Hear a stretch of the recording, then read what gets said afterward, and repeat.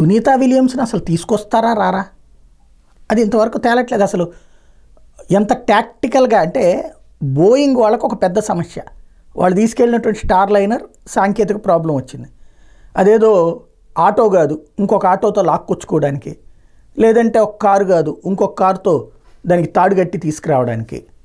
ఇప్పుడు దాన్ని వదిలేస్తే అసలు టోటల్ దాని బిజినెస్ ఎఫెక్ట్ అయిపోతుంది. ఎందుకని బోయింగ్కు ఉన్న విశ్వసనీయత పోతుంది. దాని బిజినెస్ ఎంత? లక్షల కోట్లు. ప్రపంచవ్యాప్తంగా వాడేటటువంటి అత్యధిక విమానాలు బోయింగ్ తయారు చేసేవి.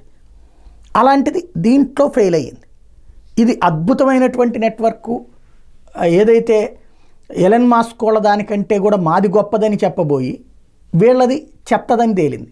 అలాగని తప్పుడుదేం కాదు, కానీ ఇప్పుడు వచ్చిన ఆ సమస్యల పరిష్కారం గ్రౌండ్ నుంచి వర్కౌట్ కావట్లేదు.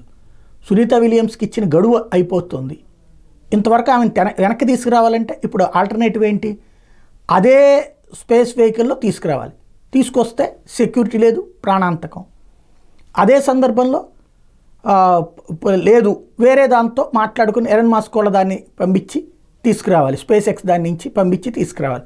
దానికి వాళ్ళతో టైఅప్ అవ్వాలి. అంటే వీళ్ళది ఫెయిల్ అయిందని ఒప్పుకోవాలి. అప్పుడు దానికి తోడు దానికి అటాచ్ అయ్యి ఉన్నటువంటి ఆ స్టార్ లైనర్ని రిలీజ్ చేసి వదిలేయాలి. ఇది చెయ్యాలి అంటే ఒకటి లాసు, ఏది దానికి పెట్టినటువంటి ప్రయోగానికి అయినటువంటి ఖర్చు 100 కోట్ల రూపాయలు లాస్. అదే సందర్భంలో దాని మీద భవిష్యత్ మార్కెట్ అనుకున్నటువంటి లక్షల కోట్ల రూపాయలు లాస్.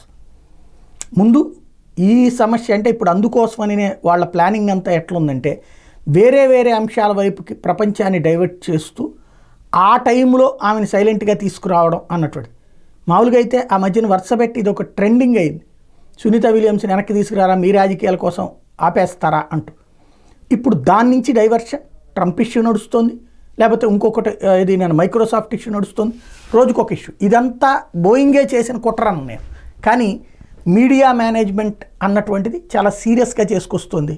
ముందు సునీత విలియమ్స్ ప్రాణాలకైతే అంటే అక్కడ ఏదో అయిపోతుందని కాదు, కానీ వెనక్కి తీసుకొచ్చేటటువంటి వ్యవహారం మీద సీరియస్గా కాన్సన్ట్రేట్ చేయకపోవడమే ఇప్పుడు అసలు చర్చ.